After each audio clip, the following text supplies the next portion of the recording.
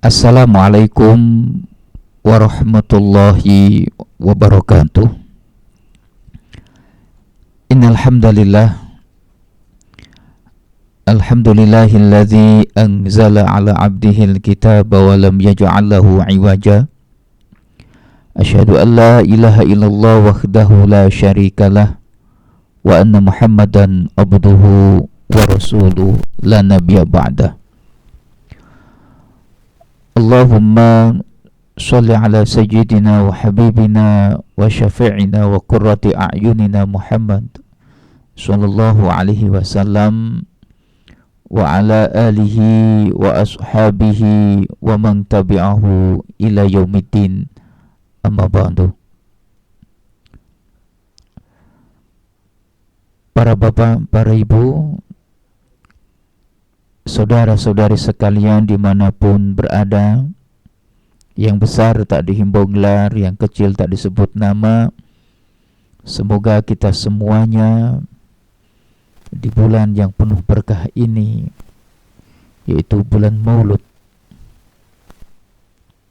Allah selalu memberikan rahmat dan hidayahnya kepada kita, sehingga kita pantas kelak di akhirat nanti mendapatkan syafaat dari baginda Nabi Muhammad. Dan siapapun yang mendapatkan syafaat dari baginda Nabi Muhammad, itu tandanya dia adalah orang yang mendapatkan rahmat dari Allah Subhanahu wa ta'ala. Tiada kata yang pantas kita ucapkan dari hati lubuk kita yang paling dalam kecuali ucapan alhamdulillah sebagai salah satu bentuk syukur kita.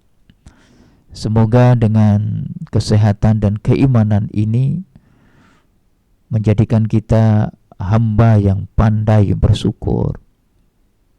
Tidak hanya bersyukur saja, karena syukur dan bersyukur adalah sebuah kewajiban setiap insan yang beriman. Maka menjadi hamba yang pandai dalam bersyukur adalah sebuah tangga-tangga untuk meniti menuju ridha Allah yang maha suci. Dan di bulan di bulan Maulud ini kita akan mencoba untuk meneladani akhlak baginda Nabi Muhammad, sehingga kita bisa menjadi pribadi-pribadi yang unggul, sosok-sosok yang bermanfaat, meskipun dalam keadaan keterbatasan, baik dalam sisi ekonomi, dalam sisi keadaan, semuanya terbatas. Lebih-lebih mungkin kita masih merasakan dampak dari pandemi COVID-19 ini. Namun sekali lagi, rintangan halangan yang ada tidak akan pernah menjadikan sebab bagi orang mukmin untuk terus menebar benih-benih kebaikan. Justru dengan keadaan seperti ini akan terlihat siapakah hambanya yang pandai bersyukur dan siapakah hambanya yang pandai bersabar. Syukur dan sabar merupakan sayap-sayap keberkahan dalam kehidupan ini. Bersyukur karena kita masih bisa menghirup udara, kita masih bisa menikmati manisnya kopi atau teh. Karena saudara-saudara kita di sana mau minum kopi harus kopi pahit, nggak mau dengan gula. Tehnya pun harus teh tawar karena takut gulanya naik. Padahal gulanya diam saja. Dan artinya sabar dan syukur ini semoga selalu menghiasi kehidupan kita, sehingga kita bisa meneladani pribadi Rasulullah Shallallahu Alaihi Wasallam. Dan tidak diragukan lagi, wahai saudara-saudariku, bahwa manusia yang teragung, manusia yang termulia, manusia yang terhormat dan memang pantas untuk dihormati, tiada lain sampai detik ini adalah baginda Nabi Muhammad bin Abdillah sallallahu alaihi wasallam. Sehingga di dalam kitab suci kita Al-Quranul Karim, Allah mengabadikannya semenjak 14 abad yang lalu, lebih tepatnya 1442 atau 43 yang lalu.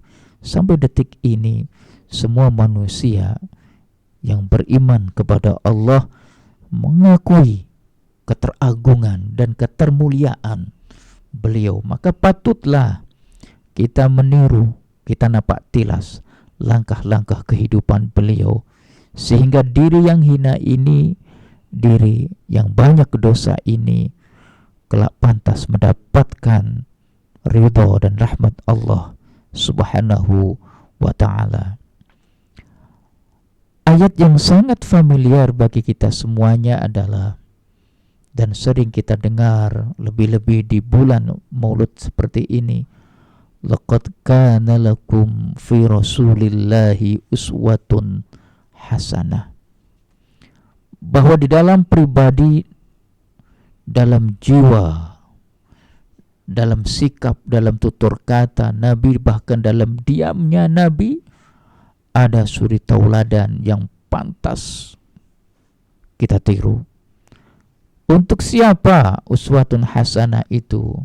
Contoh-contoh kehidupan itu tiada lain liman kana yarjullaha wal yaumal akhir, untuk orang-orang yang mengharapkan ridha Allah dunia dan akhirat, dan bagi untuk orang-orang yang beriman tentang adanya hari kiamat.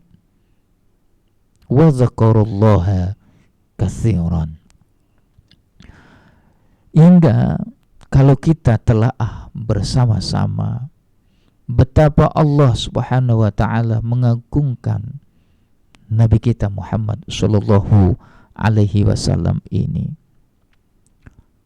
Seluruh Nabi dipanggil Allah dengan namanya. Namun kita tidak akan menemukan di dalam kitab suci Al-Quran ini, maaf, mungkin kalau ada salah saya tolong diluruskan.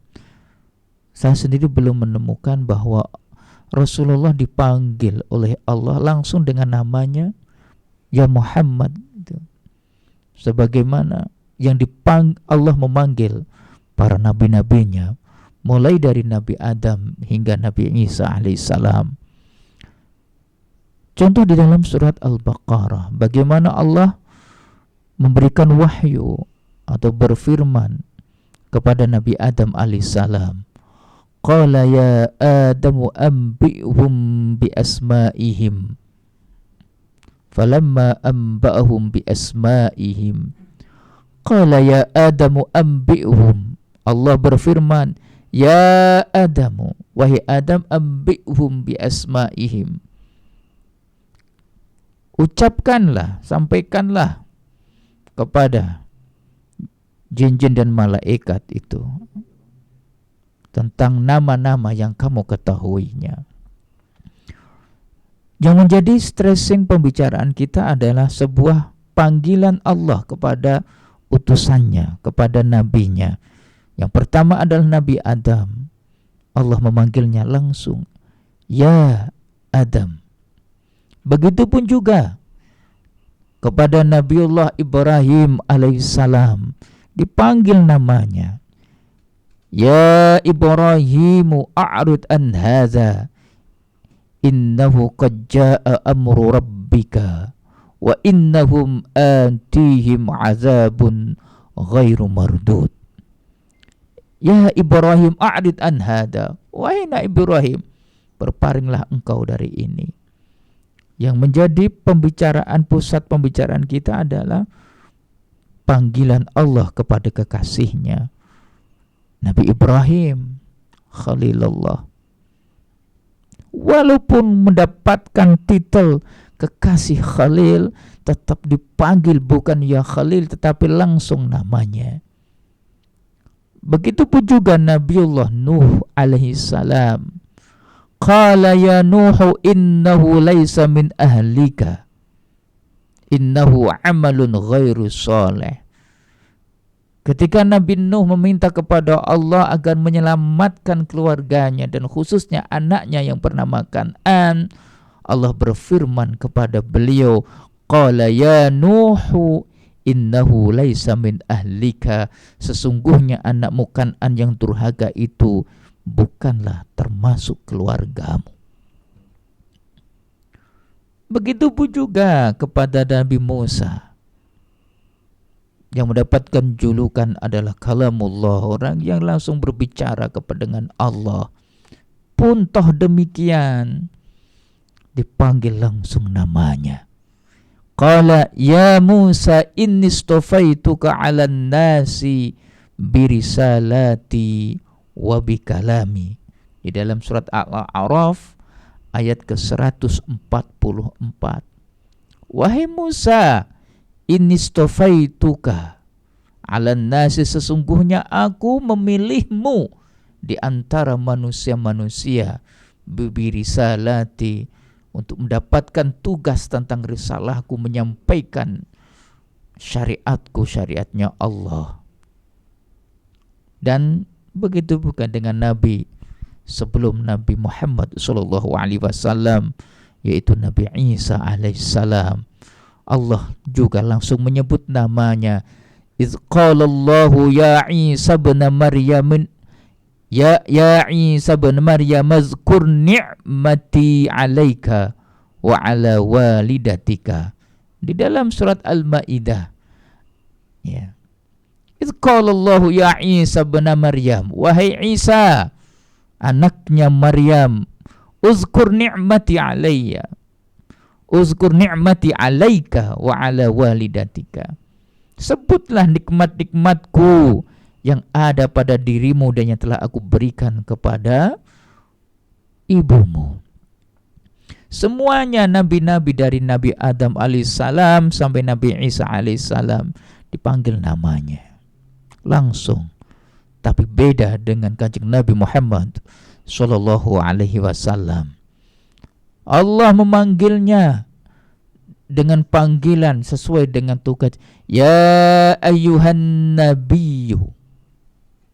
Ya, di dalam surat Al-Ahzab salah satu contohnya adalah ayat ke-28. Ya ayuhan nabiyyu qul li azwajika. Wahai nabiku. Wahai nabi. Kenapa Allah tidak memanggilnya dengan langsung? Ya Muhammad, bisa sebagaimana Allah memanggil ya Adam, ya Ibrahim, ya Nuh, ya Lut, ya Musa, ya Isa. Tapi Allah memanggilnya dengan sebutan lain. Ya ayyuhan nabiyyu. Sebagaimana bapak ibu memanggil kekasih hatinya, maka tidak dipanggil langsung namanya. Misalkan contoh, ibu memanggil sang suami, oh my darling, modar orailing, oh my heart, oh my honey, gitu. Padahal jengene iki Kartolo misalnya, masa dia Kartolo, yuk kita jalan-jalan. Tidak, tapi toh panggil ya my darling, my honey. Wah, gitu. Oh, enggak ada. Ketika mencintai itu dipanggil, oh hai my sauce. Apa itu sauce? Sandalku atau ya.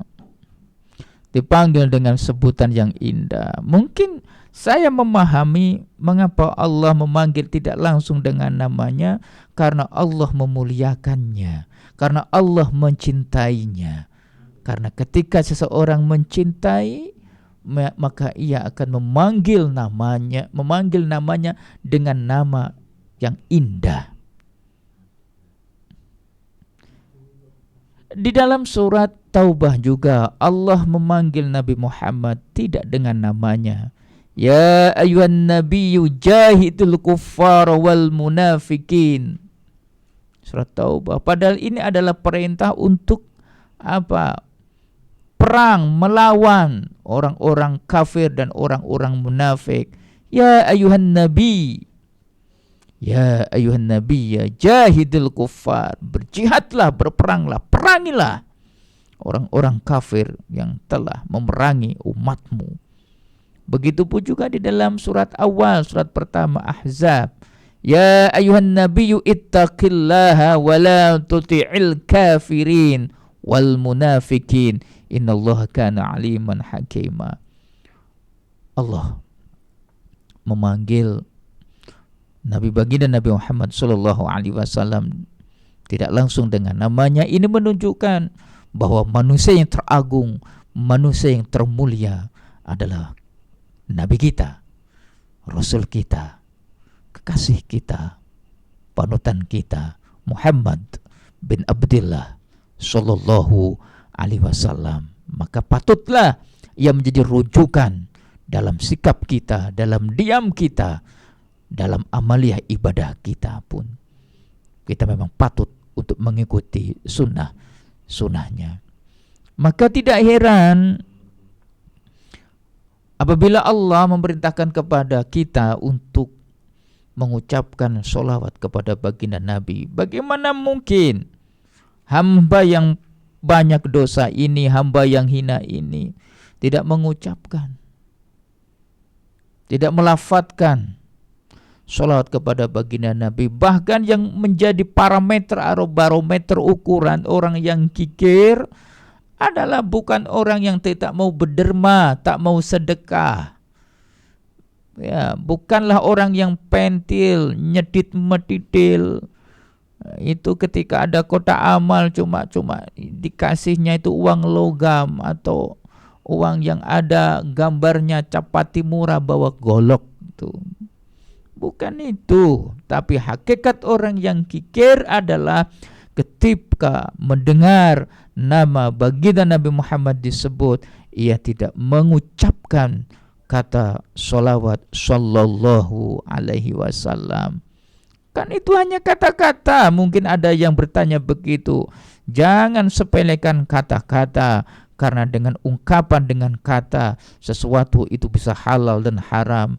Bukankah sama-sama menyembelih, yang di sana juga menyembelih, sama-sama mati, sama-sama mungkin enak juga ketika dimasak dagingnya, tapi yang satu halal, yang satu haram.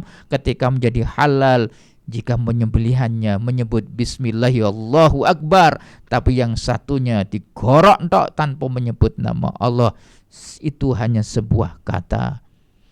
Begitupun juga istri-istri kalian, istri kita halal karena apa? Diucapkan dengan sebuah kata, hanya sebuah kata, qabiltu nikahaha wa tazwijaha bimahrin, ngutang.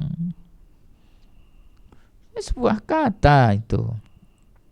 Sebuah kata lagi, kita masuk Islam dan kita memilih saudara seakidah, seiman. Berhak dan wajib bagi kita untuk membela, menolong saudara-saudara kita seakidah. Dikarenakan apa? Sebuah ungkapan kata, asyhadu an la ilaha illallah wa asyhadu anna muhammadur rasulullah. Maka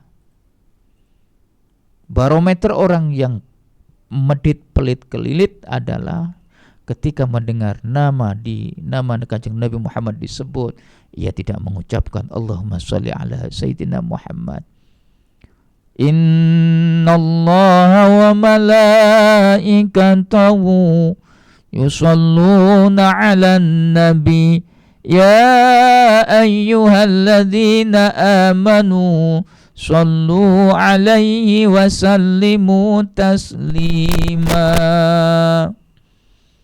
Sesungguhnya Allah dan malaikat-malaikatnya mengucapkan sholawat kepada baginda Nabi. Nih. Wahai orang-orang yang beriman, ya ayyuhalladzina amanu shallu alaihi wa sallimu taslima. Wahai orang-orang yang beriman, ini Allah berkhusnudon kepada kita, menyebut kita sebagai orang yang beriman. Kalau kita memang beriman, maka bersolawatlah engkau, kita, kepada baginda Nabi Muhammad sebagai rasa bentuk syukur kita atas nikmat iman seperti ini, atas nikmat harapan kelak bisa bertemu di telaga Kautsarnya Allah bersama baginda Nabi. Allah memerintahkan solat di dalam Al-Quran. Apakah Allah solat? Tidak. Allah memerintahkan zakat. Banyak ayat-ayat dan sunnah Nabi, hadis Nabi.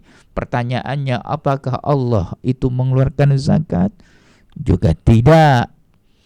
Allah memerintahkan kita pergi haji, pergi umroh, ziarah ke Mekah Mukarramah, Masjid Nabawi, Masjid Al-Aqsa. Apakah Rasulullah juga rihlah melakukan perjalanan seperti itu?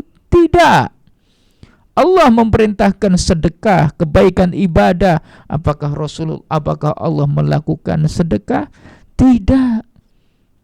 Tetapi ketika Allah memerintahkan kita umat yang beriman untuk mengucapkan, melafadzkan sholawat kepada baginda Nabi, tapi terlebih dulu Allah dan Rasulnya memberikan contoh dan melakukan terlebih dulu. Ayatnya mana? Ya ini. Innallaha wa malaikatahu yusalluna 'alan nabi ya ayyuhalladzina amanu sallu alaihi wa sallimu taslima. Kalau Allah saja mengucapkan sholawat kepada baginda Nabi, lalu bagaimana seharusnya dengan jiwa-jiwa kita yang banyak dosa ini? Kalau malaikat tak butuh surga, tak butuh apa-apa, selalu mengucapkan sholawat kepada baginda Nabi, lalu bagaimana seharusnya kita, makhluk yang dhaif, makhluk yang tak patut untuk mendapatkan surganya Allah Subhanahu wa ta'ala. Artinya, wahai saudara-saudariku, jikalau kita ingin mendapatkan kebahagiaan yang hakiki besok di hari kiamat, berjumpa mendapatkan rahmatnya Allah yang maha suci, ternyata cintailah orang-orang yang dicintai Allah.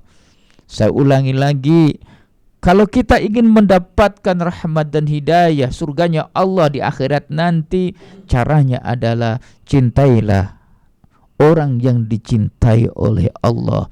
Allahumma inna nas'alu hubbak wa hubba man yuhibbuk. Ya Allah, aku memohon cintamu. Ya Allah, Allahumma inna nas'alu hubbak wa hubba man.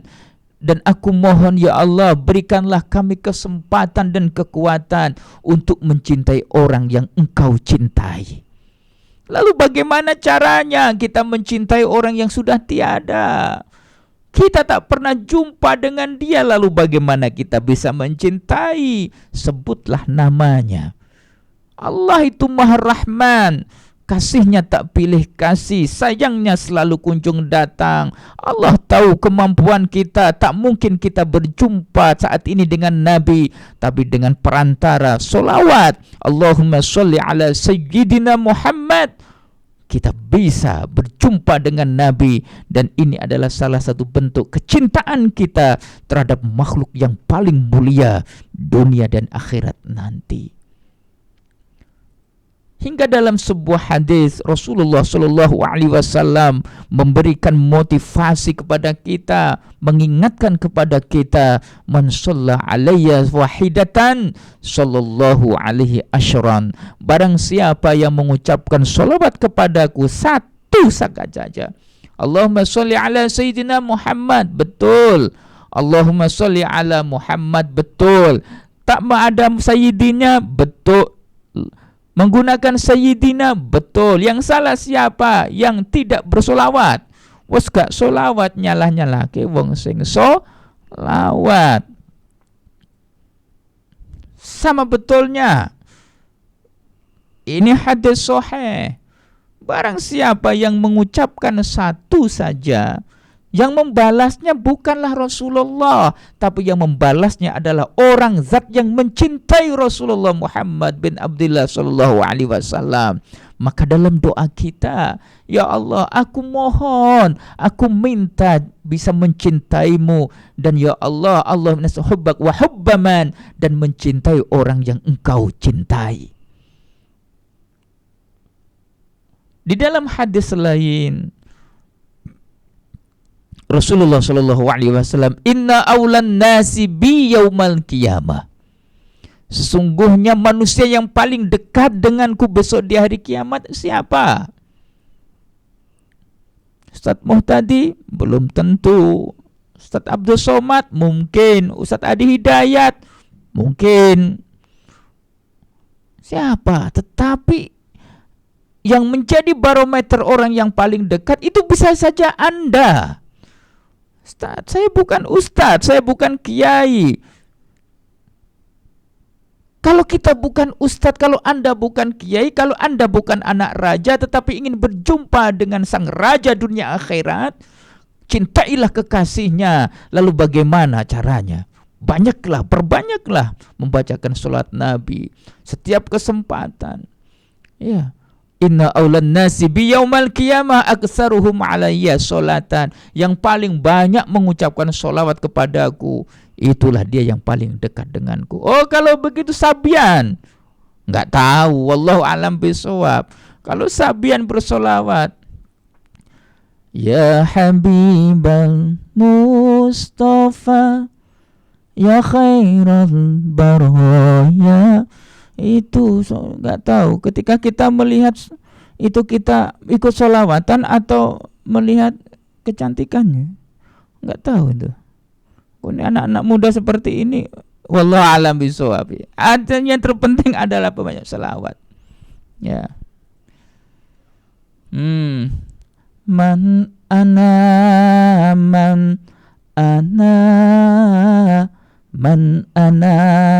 laulakum. Siapakah saya ini? Siapakah aku ini? Laulakum, tanpamu ya Rasulullah. Kaifama hubbukum, kaifama ahwakum. Bagaimana aku mencintaimu ya Rasulullah? Bagaimana aku bisa mensuri tauladanimu, mengikuti langkah-langkahmu ya Rasulullah. Man ana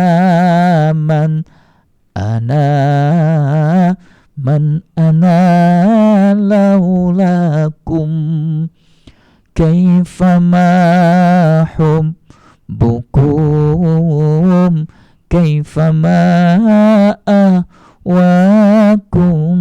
Ya Allah, ya Habibal Mustafa. Itu sholawat banyak sekali versi.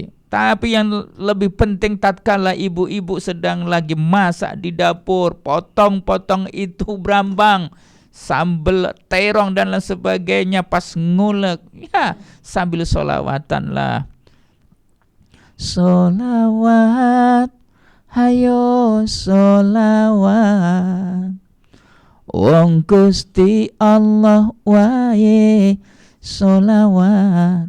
Kan enak. NKRI harga mati, sholawat sampai mati bersama Pak Muhtadi Kadi. Cocok gitu ya. Saudara-saudari sekalian yang dirahmati oleh Allah Subhanahu wa taala. Okay. Jika ada seseorang yang membuat kita merasa bahwa jika bersamanya surga itu dekat, maka perjuangkanlah. Saya ulangi lagi kata-kata ini. Silakan buat update status dewe anjenengan. Jika ada seseorang yang membuat kita merasa bahwa jika bersamanya, jika menyebut namanya saja surga itu dekat, maka perjuangkanlah. Mumpung masih ada waktu, mumpung masih ada kesempatan. Harta kita tak mungkin menyebabkan kita bisa masuk surga. Kepandaian kita mungkin tidak menjamin kita masuk surga. Tapi dengan mencintainya, dengan hanya menyebut namanya, kelak kita bersama di tepi telaga Kausar, meminum begitu nikmatnya, takkan pernah kehausan selama-lamanya. Allahu Akbar. Qul in kuntum tuhibbunallaha fattabi'uni yuhibbukumullah wa yaghfir lakum dzunubakum wallahu ghafurur rahim. In kuntum tuhibbunallah, jikalau kita memang mengaku mencintai Allah, fattabi'uni, maka ikutilah aku.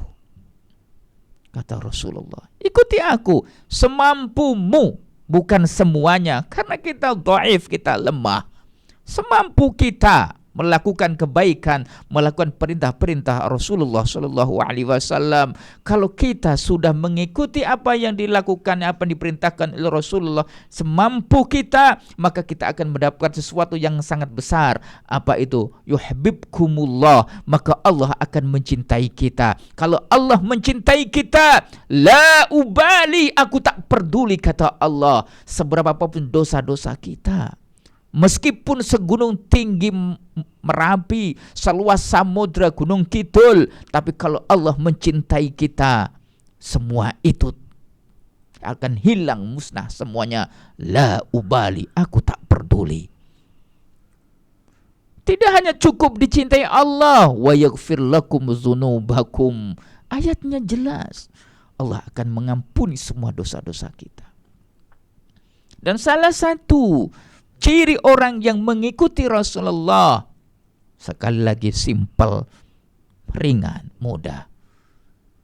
Sholawat, ayo sholawat,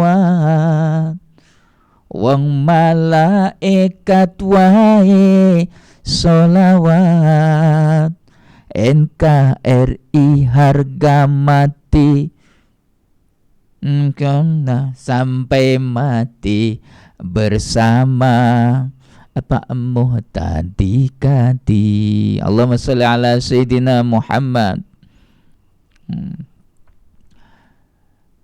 Mencintai karena ayat ini adalah fattabi'uni yuhibbukumullah. Mencintai Nabi, al-hubbu masdarul quwah. Mencintai itu akan memberikan kekuatan.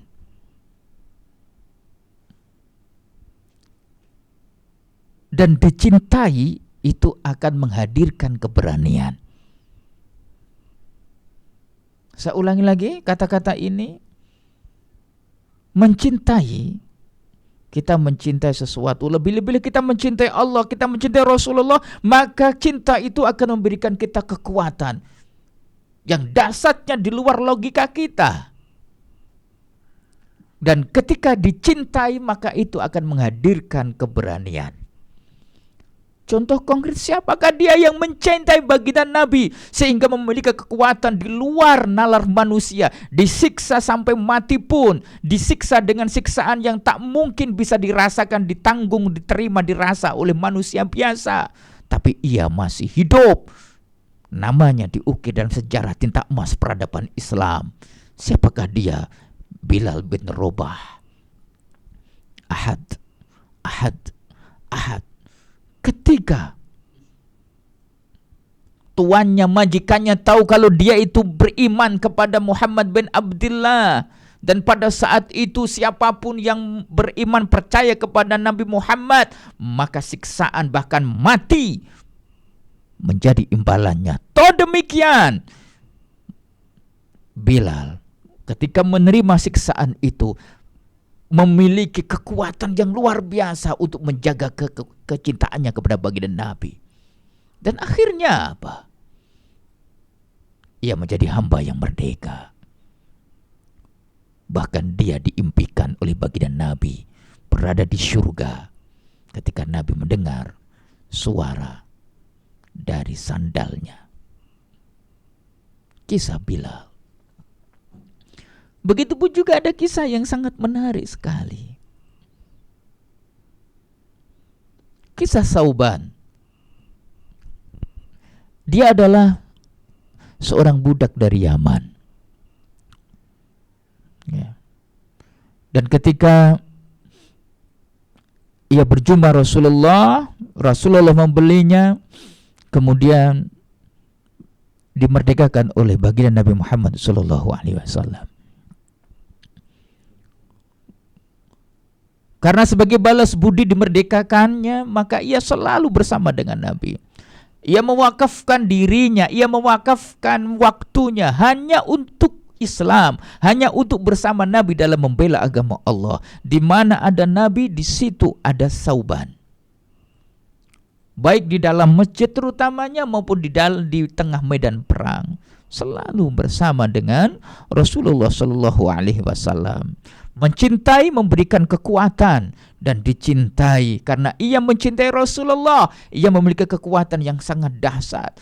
Dan dia ketika dicintai oleh Rasulullah, ia memiliki keberanian maju ke medan perang meskipun nyawa sebagai taruhan. Sauban, ia selalu berada di shaf pertama, tapi tempatnya di bagian pojok. Tapi lama-kelamaan, bersamaan dengan waktu yang terus bergulir, ia nampak kurus. Ada duka di matanya yang tidak bisa ditutupi. Ia pandang Rasulullah, sayup-sayup dengan sembunyi-sembunyi.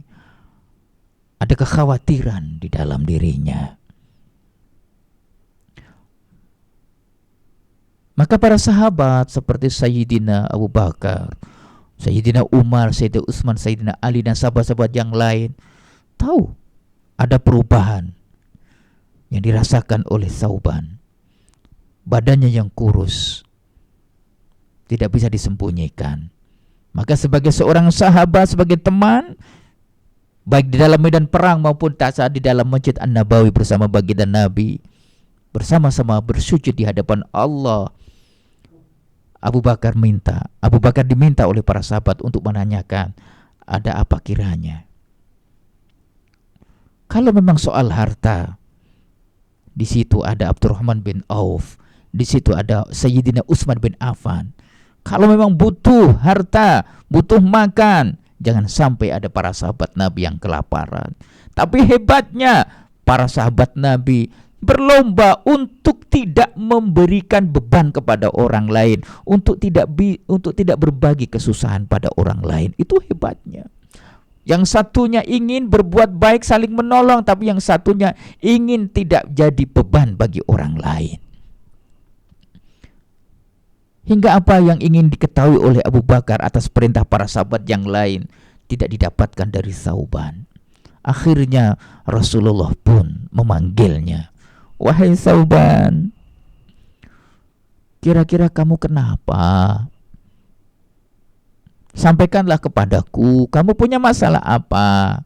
Apakah kamu punya hutang, ataukah kamu keluargamu ada salah satu ada yang sakit sehingga selama ini aku lihat kau sering merenung hingga badanmu kurus. Ketika dirinya dipanggil oleh Rasulullah di antara para sahabat, Sauban begitu bahagia sekali.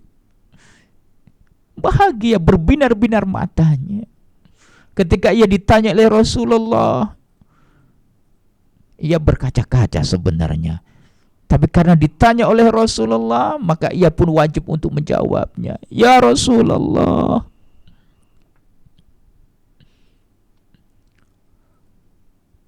sesungguhnya tidak ada apa-apa. Semuanya baik-baik saja ya Rasulullah. Tapi hamba hanya khawatir ya Rasulullah. Hamba hanya khawatir. Kalau saat ini hamba masih bisa bersamamu, alhamdulillah ya Rasulullah. Hamba bisa menatap wajahmu secara langsung, Bahkan barusan engkau memanggilku di antara para sahabat-sahabat yang mulia. Hamba bahagia bisa berjamaah, bisa satu majelis denganmu. Ini adalah suatu keberuntungan yang sangat besar yang hamba rasakan. Ini di dunia ya Allah, ya Rasulullah. Kalau memang hamba tak bisa makan, sudah biasa. Dulu tak makan sampai 3 hari, 7 hari. Biasa kami rasakan. Kami kuat ya Rasulullah. Ketika kami meninggalkan anak istri 1 pekan, 2 pekan, 1 bulan, sudah biasa, kami terbiasa. Kami tinggalkan keluarga kami, meskipun tidak ada makanan, alhamdulillah Allah mencukupinya.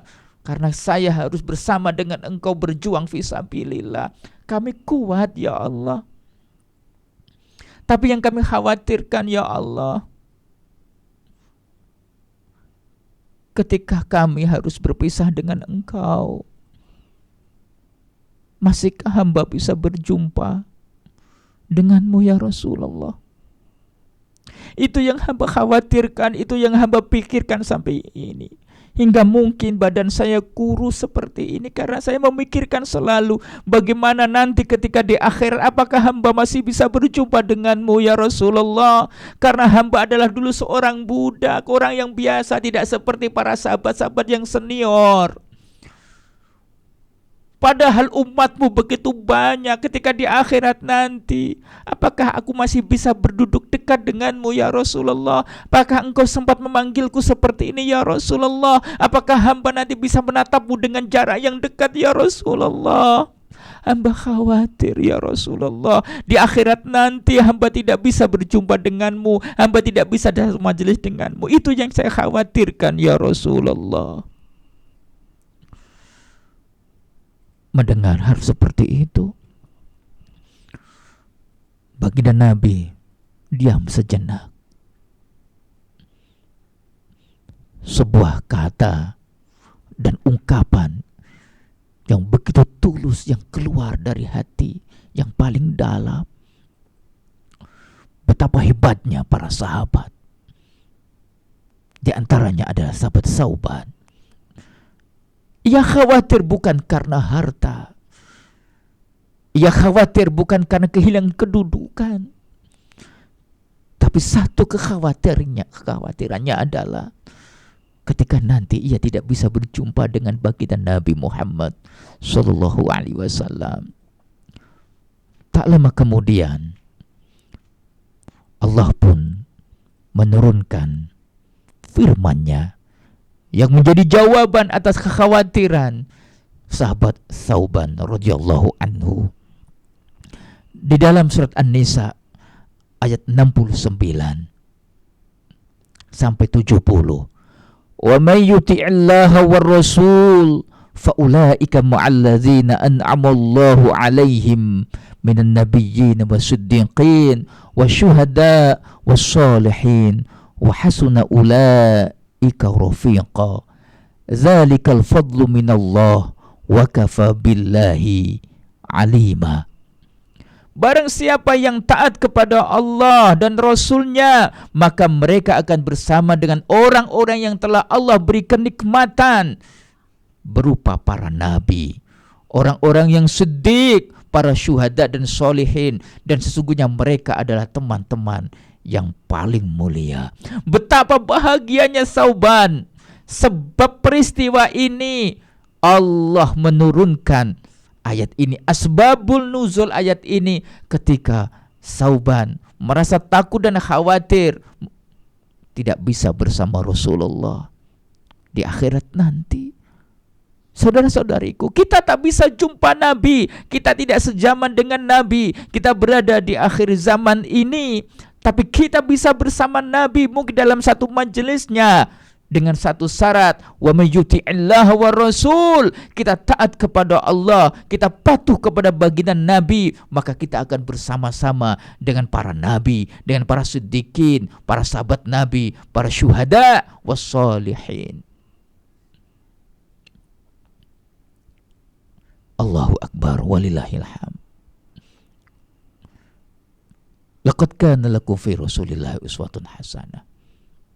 Maka Semoga dengan maulud Nabi di bulan Nabi ini menambah kecintaan kita kepada baginda Nabi. Dengan salah satu amalan kita tingkatkan selain zikir-zikir yang lain adalah mengucapkan sholawat kepada baginda Nabi. Allahumma sholli ala Sayyidina Muhammad. Dan suri tauladan yang lain dari beberapa peristiwa kisah-kisah yang begitu menakjubkan. Tatkala ada seorang badui itu adalah orang kampung, orang primitif lah datang. Nggak tahu, nggak punya sopan santun, biasa kok orang.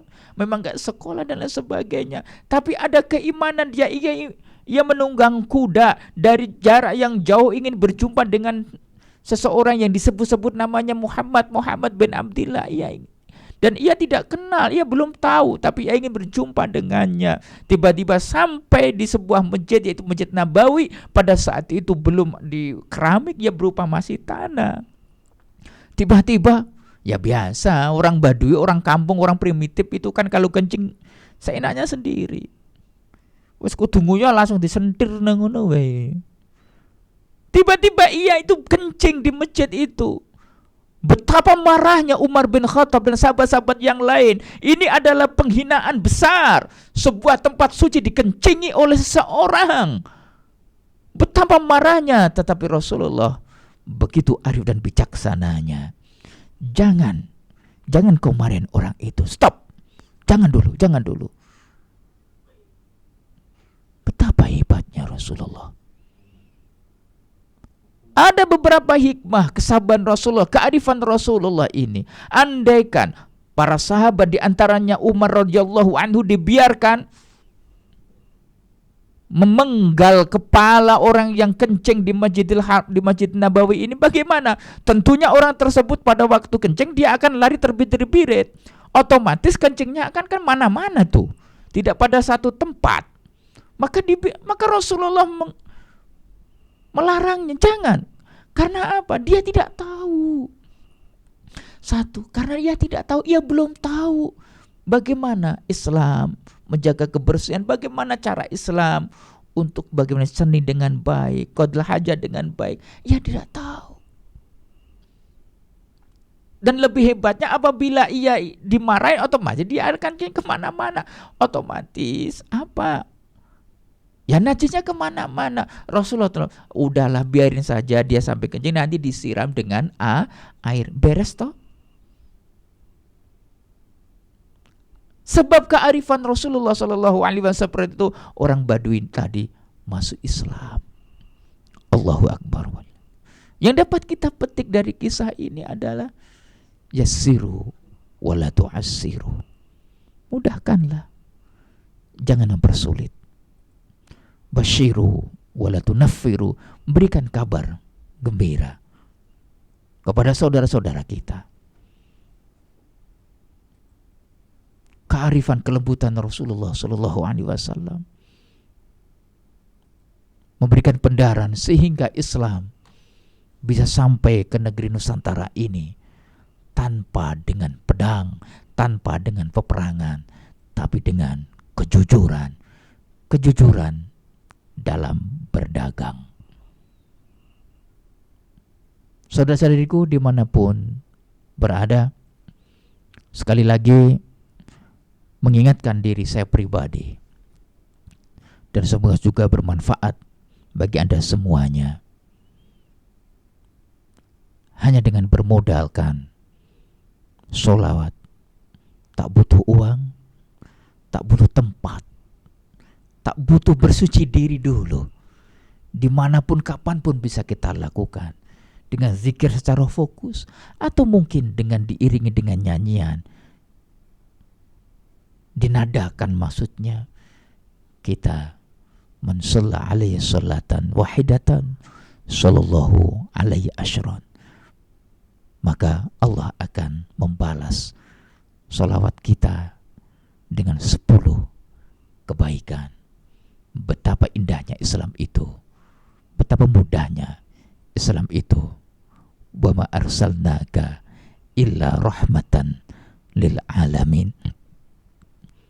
Allah tidak mengutus kepada kita lebih-lebih pada utusannya kecuali untuk rahmat, kasih untuk semua alam, manusia, binatang, maupun tumbuhan, karena mereka semuanya adalah makhluk Allah yang perlu kita sayangi, yang perlu kita pelihara dan kita lestarikan. Al-afu minkum, demikian yang dapat saya sampaikan. Kurang lebihnya saya mohon maaf. Hadanallahu wa iyyakum. Wassalamualaikum warahmatullahi wabarakatuh.